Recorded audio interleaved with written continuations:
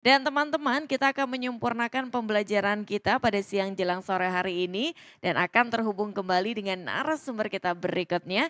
Beliau adalah seorang jurnalis dan dosen praktisi. Makasih tadi insight-nya luar biasa dari Prof. Ramli, kemudian keynote speech dari Pak Yuda yang sudah memberikan pengantar tentunya. Dan ini ada 242 dari masyarakat Sumatera ya. Wow, semoga tetap sampai akhir bertahan. Apresiasi untuk teman-teman yang saya yakin, apalagi ini hari Senin, harusnya sibuk-sibuknya bekerja, aktivitas yang lain, tetapi masih menyempatkan waktu untuk kita belajar bersama-sama. Dan kita akan memahami gimana sih sebenarnya perbedaan aplikasi chat atau percakapan dan media sosial yang saya yakin nggak mungkin di sini teman-teman nggak memakai aplikasi chat, bahkan Bapak Ibu sendiri menggunakan aplikasi chatting, bahkan juga media sosial, ada Instagram, ada TikTok, ada X, dan lain-lain. Oke, ini ya. Bapak Ibu dan teman-teman mengenali logo-logo aplikasi ini. Coba dibantu untuk tulis di kolom chatnya masing-masing. Kalau yang nomor satu ini masuknya kategorinya media sosial atau aplikasi chat, aplikasi percakapan. Yang nomor satu ini adalah WhatsApp, aplikasi chat. Kak Mela Marsyanda, ini namanya iPhone ini belum diganti. Muhammad Ropik, aplikasi chat. Fadila Afriani, aplikasi percakapan. Muhammad Dery, chat. Oke, aplikasi chat. Pengguna Zoom belum diganti namanya ya. Hedi Ulpa, aplikasi chat. Oke, aplikasi chat ya. Kalau yang ini nomor dua, kayaknya yang generasi boomer mungkin familiar ya. Kalau generasi Z, apalagi Alpha, kayaknya udah nggak kenal nih sama yang nomor dua ini. Kalau yang nomor dua ini aplikasi chat atau media sosial. Yang nomor dua Mahendra Medsos, wih. Kak Wigo, Medsos. Muhammad Husin, Medsos. Fadila Afriani, Medsos.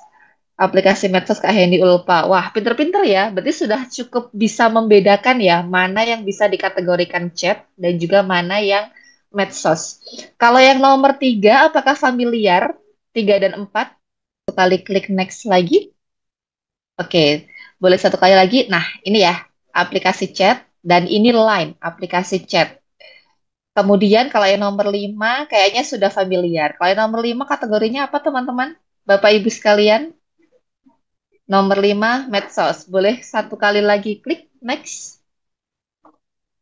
Lalu apa kemudian perbedaannya? Apa ciri-cirinya? Kemudian kita bisa tahu ini medsos dan ini chatting. Apalagi kalau di sini putra-putrinya sudah mulai mengenal gadget, menggunakan gawai. Bagaimana kita membatasi penggunaannya? Oh, kalau cuman chatting untuk ngobrol aja. Kalau medsos dia jangkauannya lebih masif. Nah, gimana kemudian bisa membatasi? Aplikasi chat ya. Aplikasi chat sisanya medsos. Oke, Kak Adi Acik. Terima kasih. Nah, kalau misalkan aplikasi chat, memang intinya adalah untuk berkomunikasi antara satu orang atau yang dimasukkan grup.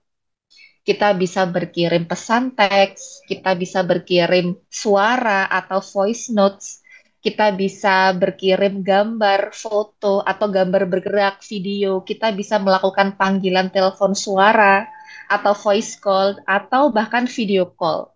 Nah, yang di sini biasanya hobinya sleep call siapa? Nah, biasanya cenderung kita menyasar individu ke individu kalau aplikasi chat. Nah, tapi kalau aplikasi media sosial, dia biasanya lebih kompleks, tidak sekedar, oh kita bisa berkirim teks, kita sekedar mengunggah video atau foto, tidak. Tapi bahkan bisa membangun jejaring. Kita bisa berinteraksi tanpa ada batasan ruang dan waktu, lokasi, wilayah. Dia lebih luas jangkauan sosialnya, namanya juga media sosial, begitu ya. Nah, kemudian ciri-ciri lebih detailnya apa lagi ya kira-kira ya, supaya kita bisa benar-benar membedakan. Ciri-cirinya kira-kira seperti ini. Kalau misalkan teman-teman ingin menggunakan aplikasi chat apps, biasanya kalau kita mau menghubungi pengguna yang lain, kita biasanya perlu untuk mengetahui nomor teleponnya atau username ID-nya biasanya. Kayaknya jarang ya kita bisa search nomor orang gitu ya.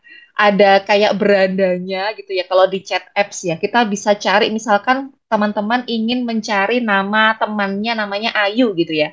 Terus kita klik Ayu kan nggak bisa ya kalau di chat apps ya teman-teman ya. Kalau misalkan ada chat apps yang dia menyediakan username, kita klik Ayu, mungkin akan muncul beberapa opsi, tapi kita nggak tahu mana ini Ayu yang kita maksud. Jadi kita perlu secara detail untuk menanyakan ke orangnya. Nah, tetapi kalau misalkan di medsos dengan username yang publik, kita bisa mengakses. Oke, Ayu, kita bisa lihat foto profilnya ini teman saya atau bukan ya? Ya, pokoknya dia nggak pakai foto animasi, foto pemandangan. Misalkan dia menggunakan foto, kita bisa mengenali, oh, ini kayaknya temanku dulu deh.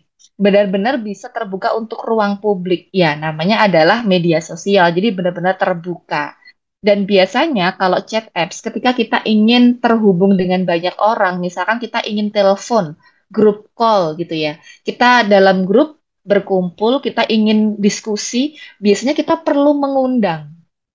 Dan kita perlu mengetahui nomor-nomor atau tadi username ID-nya dari orang-orang tadi. Baru kita masukkan dalam suatu grup, barulah kita bisa ngobrol di situ. Begitu ya. Kalau misalkan di medsos, kadang kan antara satu pengguna dengan pengguna lain bisa saling komen ya. Ada konten diunggah gitu kan, misalkan FYP atau viral, kita bisa tuh saling bertukar komentar. Dan biasanya kalau di media sosial karena cenderung publik, kita bisa berbagi topik, kita bisa mencari pendapat, kita bisa untuk berdiskusi, kita bisa meminta pertimbangan netizen begitu ya. Tetapi kalau misalkan di chat apps memang sangat terbatas dan tidak ada istilah FYP, tidak ada istilah viral, tidak ada kemudian klik tagar ya kalau di chat apps ya. Tapi kalau misalkan di medsos dengan kita klik tagar, kita bisa menemukan topik-topik yang sesuai keinginan kita. Misalkan hashtag all shop Sumatera, hashtag toko kue Sumatera. Itu bisa tuh di medsos. Tapi kalau di chat apps rasanya akan lebih terbatas. Kemudian yang perlu dipahami, kadang-kadang kita kalau berkomunikasi secara daring, apalagi misalkan hanya lewat teks tanpa bertemu tatap muka, kadang agak sedikit terbatas karena kita tidak bisa mendengar suara yang ngomong, kita tidak bisa melihat ekspresinya, apalagi orangnya kirim chatnya tanpa emoji, tanpa emoticon gitu ya. Misalkan contoh seperti ini, ada yang tanya, kadang kita tanya dan juga memberikan pernyataan bingung karena nggak ada tanda tanyanya. Jadi akhirnya terjadi miskomunikasi. Kita perlu konfirmasi dulu. Begitu ya. Tetapi ada juga yang lebih dari sekedar memahami ini pertanyaan apa pernyataan ya. Boleh di next lagi? Nah, ini ada salah satu, ini terjadi di salah satu grup yang saya ikuti.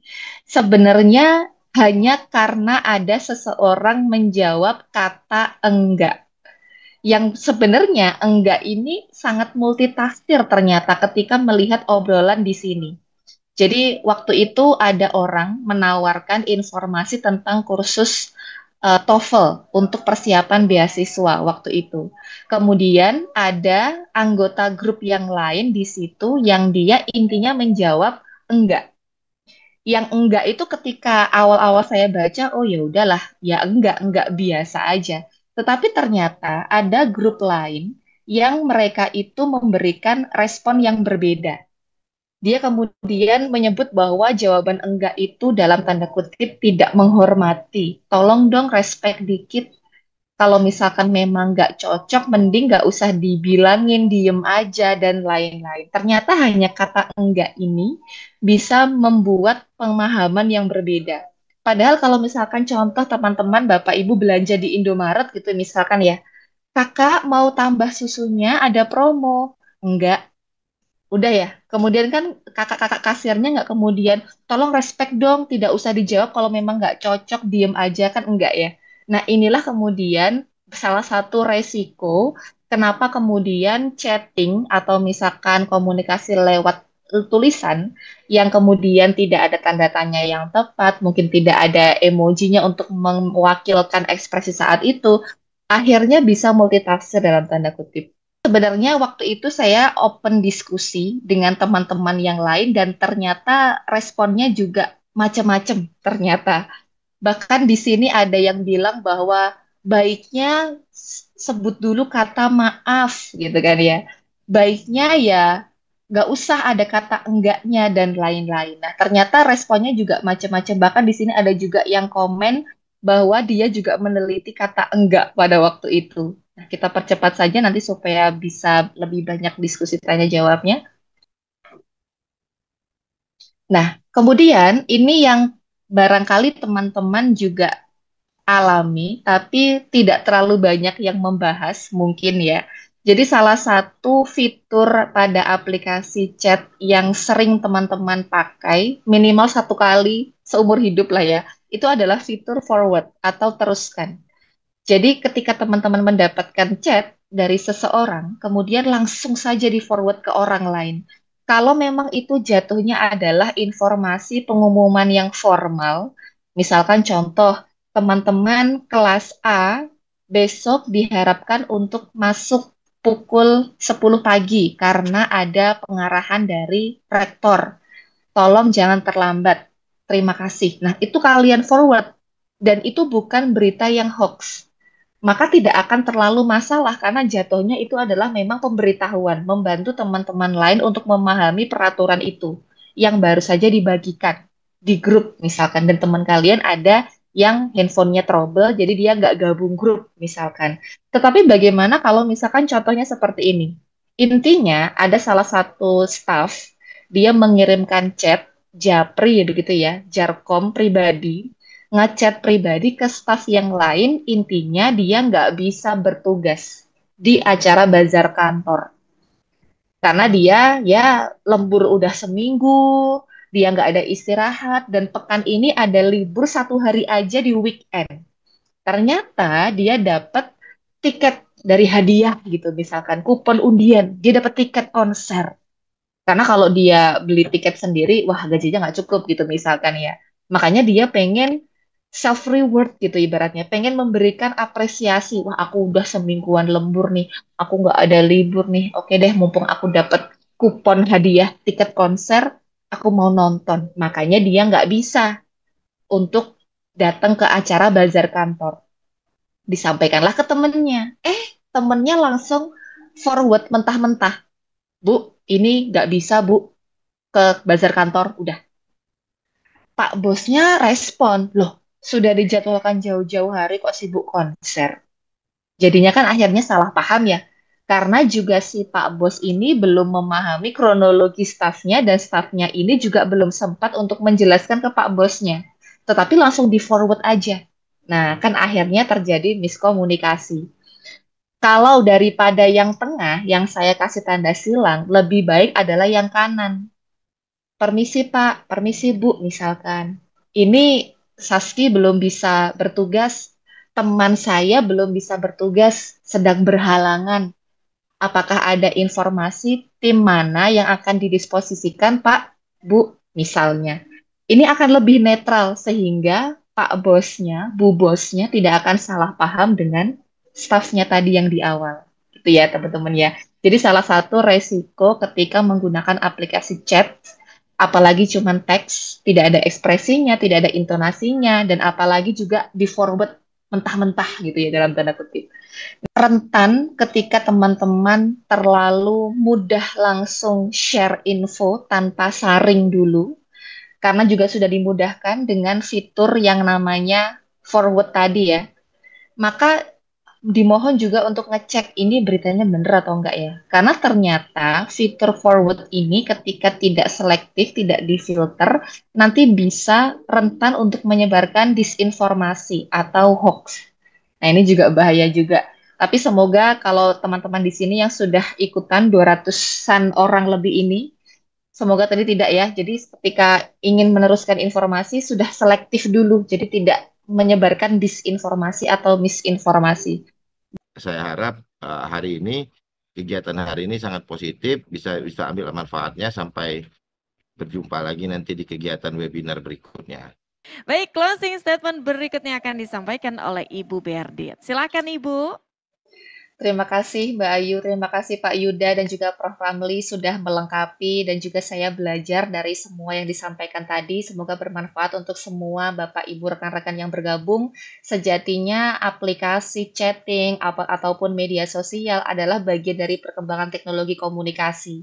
Dan sebenarnya esensi dari komunikasi itu adalah satu dengan satu yang lainnya atau secara kelompok mereka melakukan interaksi. Jadi sebenarnya ini hanyalah alat. Walaupun ini alat tidak bertatap muka secara langsung, tapi bayangkan bahwa yang sedang kita hadapi ini sedang di depan kita. Jadi kalau misalkan dulu ada surat, rasanya kurang etis juga kalau surat kita dibaca sembarangan tanpa izin oleh orang lain. Sama juga ketika chat pribadi disebar-sebar, rasanya juga kurang etis kalau tidak ada izin terlebih dahulu, begitu ya. Kalau misalkan kita bermedia sosial, kita ingin memberikan komentar dan lain-lain, rasanya kalau kita bertemu dengan orang tatap muka, kalau mau langsung head speech, memberikan ujaran-ujaran kebencian, rasanya juga akan menyakiti hati. Maka sama, walaupun di media sosial, aplikasi chatting tidak bertatap muka secara langsung, tapi esensinya adalah berkomunikasi. Jadi mari tetap sama-sama kita saling menghormati, saling menghargai. Kalaupun ada perbedaan pendapat, ada sesuatu yang kurang dipahami, bisa disampaikan secara humanis. Terima kasih banyak Ibu Berdit ya, luar biasa sekali closing statement-nya ya. Jadi mengingatkan kita untuk senantiasa menebarkan kebaikan ketika berada di media sosial. Karena tentunya kita ini makhluk sosial ya yang harus senantiasa menjaga hubungan baik tidak hanya di dunia nyata tetapi juga di dunia maya. Kami mengundang kembali kedua narasumber kita ya, Prof. Ramli dan Ibu Berdit untuk berfoto bersama. Baik, dalam hitungan yang ketiga, semuanya tersenyum ya. 1, 2, 3, senyum. Banget ya bisa ketemu teman-teman dari Sumatera Selatan, ada dari Banyuasi, Musi Banyuasi, Musi Rawas, Kota Lubuk Linggau, Kota Palembang, mohon izin dari Musi Rawas Utara. Semuanya keren banget karena sudah bersemangat.